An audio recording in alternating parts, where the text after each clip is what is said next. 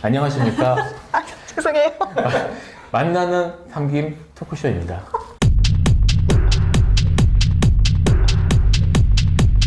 안녕하십니까. 남양주병 더불어민주당 국회의원 김용민입니다.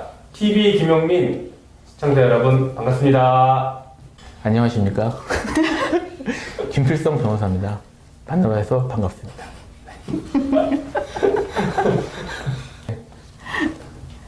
안녕하세요. 김소라 변호사입니다. 반갑습니다. 네, 저희 오늘 여기 찾아온 곳은 남양주 조안면이라고 혹시 들어보셨나요? 아니요. 잘 모르시죠? 네. 남양주 조안면에 있는 초원식당이라는 곳입니다. 여기는 제가 선거할 때 여기 제 지역구인데 남양주 병 지역구인데요. 여기 선거 칠 때 와서 식사를 해봤는데 너무 맛있어가지고 그 맛이 잊혀지지 않더라고요. 그러니까 선거 칠 때 많이 힘든데 여기 몸보신용 식사가 나오거든요. 그거 먹고 힘 많이 냈어요. 그래서 오늘 여기를 꼭 와보고 싶어서 두 분 변호사님 모시고 왔습니다. 두 분은 법무법인 가로수에 근무하고 계시잖아요. 그렇죠. 뭐 제가 잘못한 거 있는 거 아니죠. 네. 네. 맞점을 쳤습니다. 자, 그래서 이제 오늘부터 그 만나는 삼김 토크쇼를 진행할 건데 이렇게 우리 남양주 병 지역구에 있는 맛있는 음식점, 숨은 맛집들을 찾아다니면서 음식도 먹고 이제 식사 얘기, 음식 얘기, 요리 얘기도 좀 하면서요.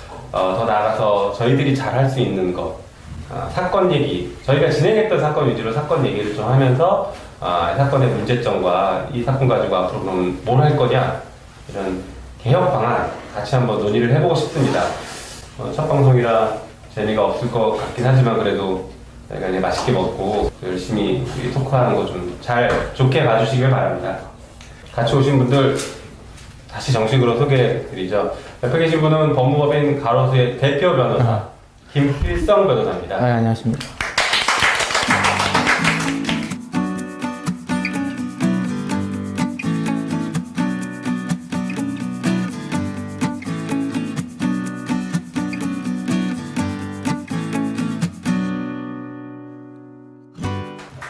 그 옆에 계신 분은 법무법인 가로수의 김솔하 변호사입니다.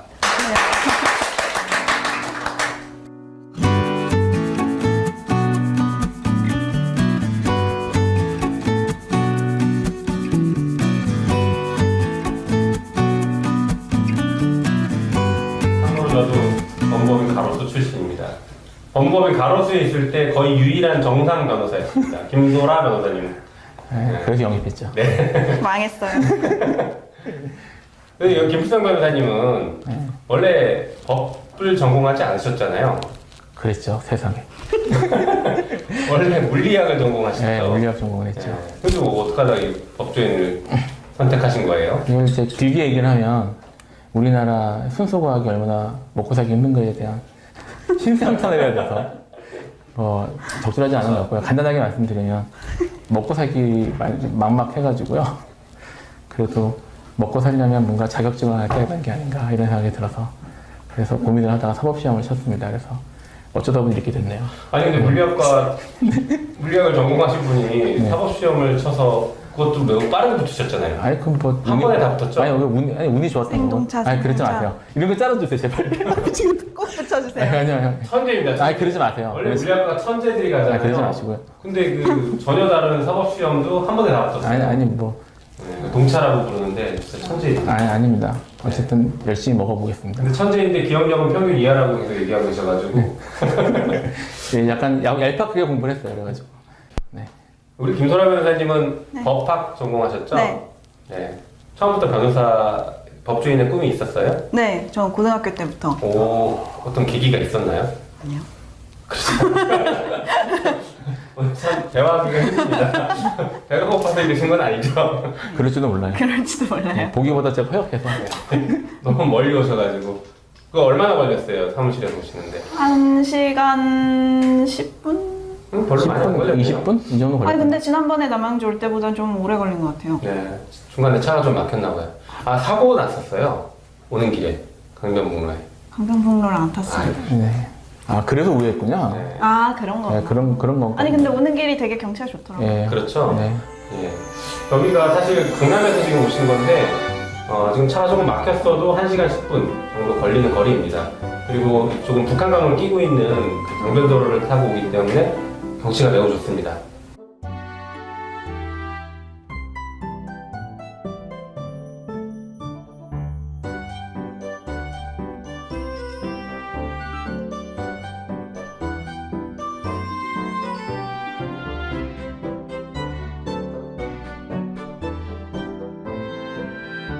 많이 놀러 와주실까요?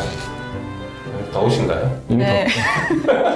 땀이 많이 나. 아, 제가 원래 많이 나는데. 더워요. 저도 더운데요. 아 그래요? 아니 뭐. 안 더우세요? 저요? 네. 저도 조금 덥네요. 아니 뭐 그냥 가보시죠 일단. 별수 없으니까. 창문이라도 열까요? 뭐 밖이 더 따뜻하지 않을까요? 일단 뭐 예. 네. 계속 가시죠. 네. 네, 계속 가죠. 네.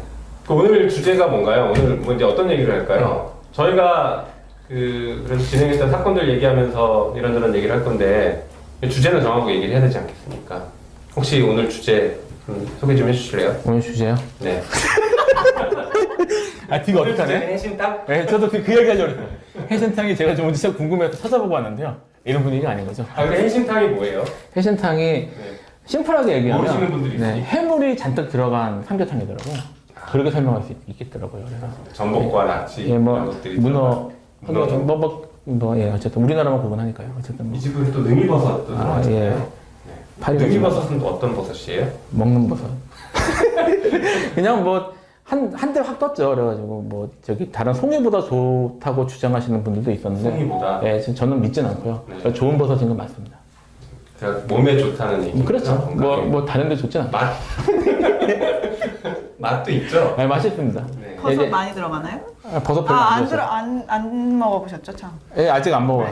뭐 많이 들어갔던 것 같은데 그렇죠. 근데 그뭐 버섯 냄새나 향이 강해서 먹기 어렵고 하진 않을 거예요. 워낙 많이 들어가는 음식이 이것저것 많이 들어가는. 능이버섯이요. 능이버섯이 아니고 다른 게 많이 들어가서 아. 능이버섯 향이 그렇게 지배적이진 않을 것 같다라는. 아 그러고 보니까 우리 저 김소라 변호사님 버섯을 싫어하셔가지고 그렇잖아요. 그 향도 싫고 식감도 싫어하고 맛도 싫어해서 안 드리면 돼요. 너무 좀 걱정이네요. 네. 아니에요. 능이버섯 빼고 이렇게 드셔야 되겠죠. 아니에요. 맛있게 먹겠죠. 네, 파리가 날아다니고. 네. 네. 어쨌든 오늘의 주제는 해신탕이 주가 될 거는 같은데 그 꼽사리로 그 소식 부적절한 용어 아닌가요? 저 방송용으로 잘라주세요. 예, 저기 뭘 할지 고민을 좀 했는데요.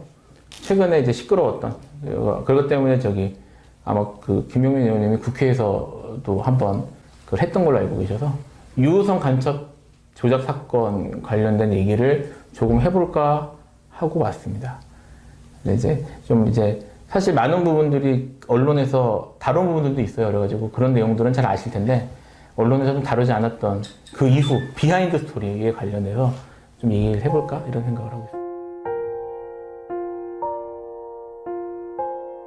네, 유우성 서울시 간첩단 사건에 대해서 서울시 간첩 조작 사건에 대해서 죄송합니다. 간첩 간첩다. 이게 이제 알려진 게 뭐 잘 아시겠지만 국정원이 중국 공문서를 위조를 했어요.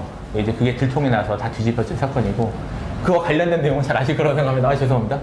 아실 거라고 생각하는데 좀 이제 전체적인 틀을 좀 설명을 하고요. 그 다음에 지금 사실 이 사건이 끝난 사건이 아니거든요. 그래서 아직 뭐가 문제가 남아있는지에 대해서 좀 얘기를 해볼까 합니다. 간략하게 말씀을 드리면요. 2006년경에부터 국정원이 유우성 씨에 대해서 내사를 시작을 했어요.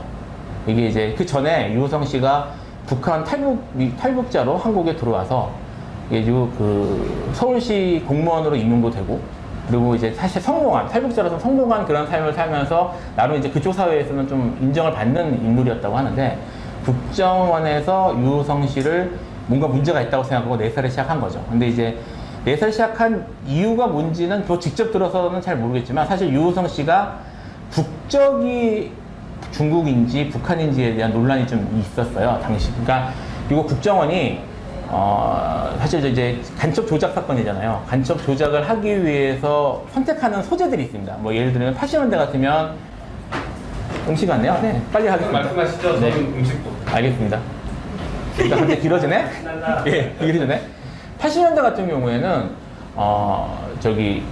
4.3 때 오사카로 넘어간 사람들이 많이 있었거든요. 그 밀항에서 넘어갔던 분들이 정착해서 많이 오사카 지역에서 많이 사셨는데 그분들을 대상으로 조작 감첩을 많이 만들었어요. 뭐 그런 식으로 사실 조작하기 쉬운 그런 소재들, 사람들을 잡아서 그 사람들을 가지고 조작 간첩을 많이 했는데 최근에 이제 많이 국정원이 좋아했던 소재 중에 하나가 탈북자 중에 실제로는 국적이 중국인지 좀 불분명한 사람들이 좀 있는 모양이에요. 이제 그 사람들을 중심으로 말하자면 조작 간첩 사건을 기획한 듯한 모습들이 많이 보였는데 그런데 유우성 씨가 걸려들었던 것 같아요. 그래서 2006년부터 국정원이 내사를 했고 그래서 이제 트집을 잡을 수 있는 것들이 몇 개 나왔죠. 이제 가장 중요한 게 유우성 씨가 간첩이다. 그래서 실제로는 화교인데 화교 출신의 북한 동포인데 화교 출신의 북한으로 건너간 화교인데 화교가 북한 내에서 간첩 교육을 받아가지고 한국에 넘어와서 간첩 교육을 했다라는 식으로 만든 거예요, 내용을. 근데 이제 그 과정에서 트집 잡을 만한 것들이 여러 개가 나왔습니다. 그 외에 뭐가 있었냐면 뭐 잘 아시겠지만 한국에 들어와 있는 탈북자들이 북한으로 송골 많이 하거든요. 아유, 죄송합니다. 송골 많이 하거든요. 근데 이제 북한으로 송금하는 게 법적으로 사실 외국환 관리법 위반이 돼요. 왜냐면 그걸 중국으로 넘겼다가 중국에서 다시 북한으로 넘기는 이런 식의 자금 루트가 형성이 되는데 이거를 외국으로 송금하는 거를 정부의 허가를 받고 넘기고 이렇게 하기가 탈북자들이 쉽지가 않겠죠. 그래서 이게 외환 관리법 관련된 법률에 문제가 되는 게 하나 있었고요. 그리고 아까 말씀드렸던 것처럼 유우성 씨가 탈북자 신분으로 한국에 들어와가지고 서울시 공무원까지 됐는데 이게 만약에 그분이 국적이 중국이라면 탈북자 행세를 하면서 서울시 공무원으로 결국 공무원까지 된 것이 일종의 서울시를 속인 것이 될 수 있다. 이렇게 이제 구성이 될 수 있으니까요. 그래서 이 두 가지 부분에 대해서도 내사를 해가지고 수사를 했다고 해요. 근데 내용을 들어보시면 아시겠지만 뭐 외국환 관리법 위반이나 아니면 이제 위계형 공무집행 방해가 되는 건데 서울시를 내가 중국 사람인데 탈북자인 것처럼 속였다. 이거는 간첩으로 만드는 거에 비하면 되게 아무것도 아니잖아요. 그래서 간첩으로 기소를 하면서 그 부분을 불기소를 했어요. 그러니까 이 부분은 사실 뭐 큰 문제도 아니고 들어보시면 아시겠지만 대단한 문제도 아니니까 이 부분은 그냥 안 하고 기소하지 않고 그 간첩으로 만드는 그 부분을 중점으로 해서 국가보안법 위반으로 기소를 했는데 이것이 1심 외국환 거래법이 불기소했고 그러니까 외국환 거래법하고 위계 그것도 기소했었어요? 아 뒤에 기소하는 거? 그러니까 나중에 그 뒤에 그래서 지금 문제가 됐지. 그래서 그게 같이 올라가 있어요. 네, 그러니까 죄송합니다. 다시 설명하겠습니다. 아닙니다. 뒤에 기소된 건 맞지만 현재 합쳐져서 대법원 가 있기 때문에 다시요. 네, 그래서 그걸 기소를 했습니다. 기소해가지고 진행이 됐는데 잘 아시겠지만 유우성 씨의 동생 유가려 씨에 대해서 진술 강요하고 가혹행위 있었다는 사실 나중에 밝혀지고요. 그 다음에 2심에 가서 재판이 이제 원안대로 안 풀리니까 결국 중국 공문서까지 위조를 했다가 그것이 이제 담당했던 공무원들의 변호인들이 중국까지 가면서 확인을 해가지고 결국은 이것이 허위 공문서, 위조된 공문서라는 사실을 중국으로 확인을 받으면서 확 엎어진 거죠. 거기 이 과정에서 김용현 의원님이 되게 큰 역할을 하셨습니다. 제가 홍보 한번 하고요. 근데 어쨌든 분위기가 이렇게 돼서 2심이 결국은 다 뒤집히고 막 난리가 나서 2심까지 무죄가 되고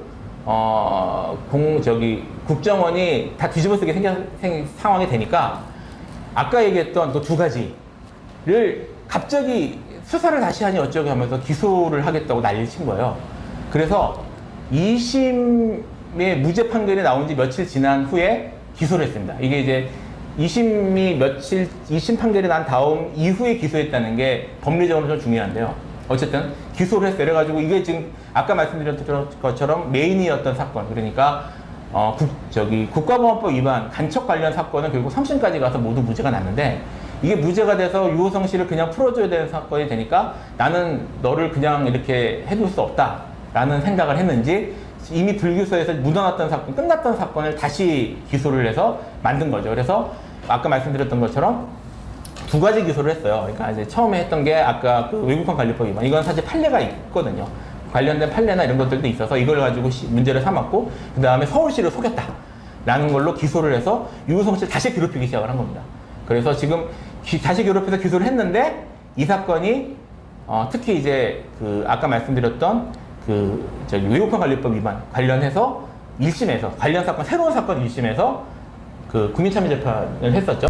국민참여재판을 했었고 1심, 2심 통과를 하면서 이거는 검찰의 해도에도 넘어했다. 이런 식으로 공소 제기하는 건 과한 거 아니냐. 라는 법리가 있어요. 이거를 이제 공소권 남용이라고 하는데 공소권 남용이 인정이 2심까지 인정이 되면서 이 부분에 대해서 공소 기각이 돼버렸어요. 그러니까 유죄 무죄를 따지기 전에 이런 식으로 기소하는 건 보복 기소다. 검찰이 기소권을 지금 독점하고 있지 않습니까? 기소권을 남용한 것이다. 그래서 이거는 아예 기소 자체가 잘못됐다고 봐야 된다라고 판결을 2심까지 받았고요. 지금 그것이 대법원에 가 있습니다. 그래서 여전히 유호성 씨가 형사사건이 계속되고 있기 때문에 그렇게 국가폭력에 의한 피해자임이 확인됐음에도 불구하고 거기에 대해서 뭐 지위를 회복한다거나 지원을 받는다거나 이런 것들을 받지 못한 채 아직도 고생을 하고 있어요. 배경 여기까지. 네, 제가 조금 더 보충 설명드리면 2014년에 집중을 할 필요가 있어요. 2014년 2월 달에 아까 말씀하신 공문서, 중국 공문서가 위조됐다라는 중국의 공식적인 회신이 왔거든요. 그때 나라가 발칵 뒤집혔죠. 검사와 국정원 직원들이 그 중국 공문서를 위조한 거 아니냐, 이제 이런 얘기들이 나왔고요. 그러고 나서 이제 유호성 씨는 무죄 판결을 받았지만 2심 무죄를 받았지만 바로 그 직전에 그 유성 씨와 변호인들이 검사와 국정원 직원을 고소 고발합니다. 증거를 조작했으니까 처벌을 받아야 된다 그래서 고소 고발을 해요. 결과적으로 이제 수사가 이루어졌고 검찰은 국정원 직원은 구속 기소했고 검사에 대해서는 무혐의로 혐의없음 처분을 했습니다. 그리고 나서 검사를 그렇게 혐의없음 처분하고 나니까 비판이 일었고 이대로 둘 수 없다 해서 검사에 대해서 검찰이 또 징계를 합니다. 물론 저희는 이제 경징계다 이렇게 얘기를 하고 있지만 징계를 해요. 다시 말해서 검찰 입장에서는 유성 간첩 만들고 싶었는데 실패했고 조작한 거 걸려가지고 자기네 검찰이 수모를 당했고 검사들은 수사받고 징계까지 받았단 말이에요. 너무 얄미운 거예요. 너무 얄미워서 4년 전에 불기소했던 사건을 갑자기 끌고 와서 다시 기소를 한 것이죠. 이게 이제 그 법원에서는 보복 기소인 것으로 보인다라고 봐서 말씀하신 것처럼 공소권 남용이 인정됐어요.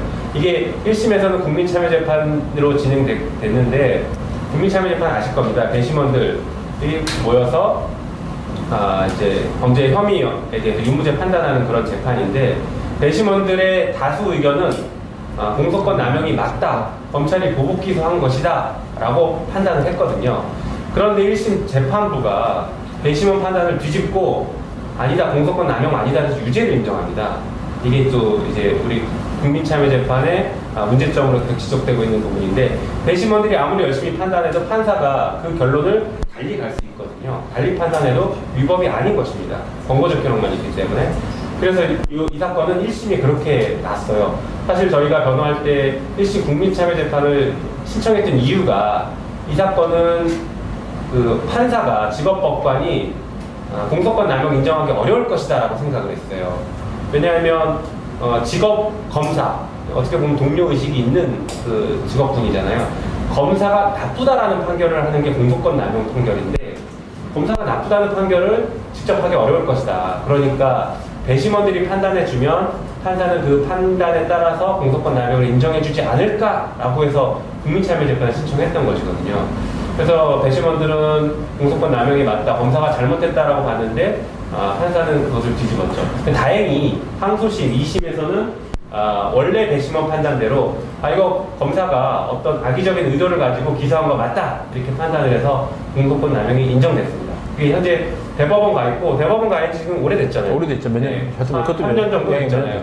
대법원이 아직까지 판단을 안 하고 있습니다. 좀 빨리 판단했으면 좋겠는데. 밥도 빨리 먹으면 그러네요. 네. 이 사건에 지금 그 변호인으로 들어가 계시잖아요. 두 분이. 뭐 그러게 말이에요. 네. 저는 이 사건 이제 1심, 2심 변호인을 했었는데 제가 어느 날 갑자기 검찰 과거사위원회에 들어가게 됐습니다. 그런데 마침 또 유우성에 대한 서울시 공무원 간첩 조작 사건이 과거사 사건으로 선정이 되는 바람에 제가 그 논의를 참여 물론 하지 않았지만 변호인도 다 지금 사퇴한 상태입니다. 버섯이네요. 저런 버섯이. 음식이 나왔습니다. 아, 말씀하신 데 옆에 가만히 있으니까 되게 어색하군요. 네. 이거를 가운데 놔야 되겠죠? 네. 아니, 뭐, 네, 편하신 대로 해주세요. 뭐, 이게, 민폐를 끼치고 있는 것 같아서. 드디어 음식이 나왔습니다. 오골기인가요? 아니 오리. 아, 오리예요? 아, 닭이요? 네, 소정닭. 아, 초장이요? 아, 그러니까 저도, 저희가 지금 다 틀리고 있네요. 아니, 뭐, 오골개인가 싶어서. 색깔이 검어가지고. 아니 저거 능이 백숙이라 예, 아, 예. 까매요. 아, 능이 들어가면 까매지는군요? 네, 능이가 새까매요. 예, 제가 잘 몰라서. 이게 능이에요? 아니 그건 아닌 것 같아요. 까만 거 능이고 이거는 네. 저기 풀송이 버섯이라고. 아, 응. 버섯이 많이 들어가는데요. 네, 네. 아, 괜찮으시겠어요? 괜찮을 거 안 되면 뭐 저기 더 딴 거 시켜 먹죠. 2차로. 능이가 많이 들어가면 씁쓸해요. 왠지 그렇죠. 쳐다보는데 먹는 게 참 받으시죠. 불을 좀 펴놔야 돼. 한번 네. 사장님 보신 김에 잠깐 음식 얘기 좀 옆에 앉아서 해주시겠어요? 음식은 네. 안 하시라고. 아 그래요? 그래도 자, 몇 가지만 여쭤. 여기 식당 자랑해야죠. 식당 잘하는 그냥 여기서 하시니까 먹는 걸로 하시죠. 거 없어요. 아유 사장님 반갑습니다. 여기 언제 개업하셨어요? 그거가 지금 5년, 6년 5년? 됐어요. 아, 네. 여기 우리 초원식당에서 이제 제일 잘하는 음식, 자랑할 만한 음식이 뭡니까? 이 해신탕인가요? 네, 해신탕하고요. 네. 이 해신탕이 뭐가 들어가요? 해신탕은 네. 그 육수를 네. 엄나무 섞어 이렇게 여러 가지 엄나무? 양배를 아. 집어넣어서 네.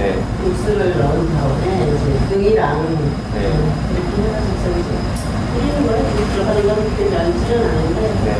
단조로워요. 아니 근데 여기가 이제 조안면이잖아요. 네. 이 조안면이 지금 또 안쪽으로 조금 들어와서 산 쪽에 가까운데 이렇게 해물을 좋아하시니까 쉬워요? 이렇게 신선해 보이는데. 그래서 제가 노력을 많이 하고 있어요. 아. 바로바로 이것도 즉석에서 이제 네. 같이 시장 가다가 아, 하고 직접 있어요. 장을 네, 보세요? 네, 네. 오. 구리시장 가서 아. 다 와요. 저는 아침에 일찍 일어나서 시장을 보는. 네, 아이고, 정말. 네. 여기 저기 식당 오려면은 예약을 해야 된다라고 하던데 그렇죠. 이게 맞습니까? 좀 시간이 네. 1시간 정도 걸리는 음식이라서 사전에 예약을 하셔야 돼요. 예약 안 해도 올 수는 있는데 오래 기다리는 거죠? 기다리셔야 네. 예약하려면 어디로 해야 됩니까? 전화번호. 전화번호를 하시면 되겠죠? 네, 우리 여기 홈페이지에 나와요. 아, 예약하려면 밑에 지금 자막이 나올 거예요. 이 전화번호로 예약을 주시면 됩니다. 여기는 지금 남양주 조안면에 있는 식당이죠. 조안면 삼봉리. 한복리. 예, 예. 사장님도 조안면 하세요? 저는 여기. 여기가 고향이에요. 우리 조안면 자랑 조금만 해주세요. 조안면요? 네. 조안면 너무 좋죠. 지금 자연환경이 너무 좋잖아요. 그렇죠. 자연이 있고 공기가 너무, 첫째는 공기가 좋잖아요. 네. 뭐 요즘 같은 시기에 코로나 때문에 진짜 문제가 되잖아요. 네. 다들 건강하시죠, 여기 네, 지금 분들은? 그렇죠. 예, 그런 거 염려하실 필요가 없으니까 이제 그건 안심하고 오셔도 될 것 같고요. 네. 우리 조안면이 인구가 그렇게 안 많아요. 면적은 넓어도. 그렇죠. 한 5,000분 정도, 5,000분 조금 넘게 사시죠? 그렇죠. 네. 사과하죠. 진짜 산불이라 가지고 아시는 분만 오셔야 돼요. 여기는 못 찾아오셔요, 진짜로. 아니, 그래도 서울에서 가깝잖아요. 아니, 차로 계속 1시간만 안 걸리는 곳. 네, 그렇죠. 네. 서울에서 오시는 분들도 많아요. 네. 근데 이제 우리는 이렇게 제가 홍보를 안 하다 보니까 그 산속으로 몰라요. 오시는 분만 오셔요. 네, 제가 선거 때 와서 너무 맛있게 먹었어요. 아, 그러셨어요? 네. 모르겠어요. 제가 하는 음식이 어쩔까 나는 모르겠는데 그냥 맛있다고들 하시더라고요. 네, 많이 맛있어요. 몸에 좋잖아요. 그리고 사장님, 좀 엉뚱한 질문인데, 요새 막 뉴스에 많이 나오는 검찰 개혁 이 얘기에 대해서 혹시 어떤 어떻게 생각한다 이런 생각 가지고 계십니까? 뭐 그런 일은 바쁘다 보니까. 그런 거 아니고. 검찰이 해도 너무했다. 검찰이 해도 너무했다. 이런 식으로 공소 제기하는 건 과한 거 아니냐. 검찰이 어떤 악감정을 가지고 피고인을 괴롭히기 위한 목적으로 그래서 이게 이시기소라고 부르는데 일부러 사건을 나눠서 기소하면서 피고인을 괴롭히는 방식 이것도 공소권 남용에 굉장히 중요한 예가 있거든요. 어이없이 검찰이 공소장을 서로 다른 공소장을 두 개를 내는 상태입니다. 그리고 기소유예 사건을 해놓고 다시 그러니까 새로운 사건에서 다시 기소를 하려면 그럴 만한 중요한 뭐 사정 변경이나 새로 증거 발견 등을 해야 되는데 그런 것도 하나도 없었고 맞아요.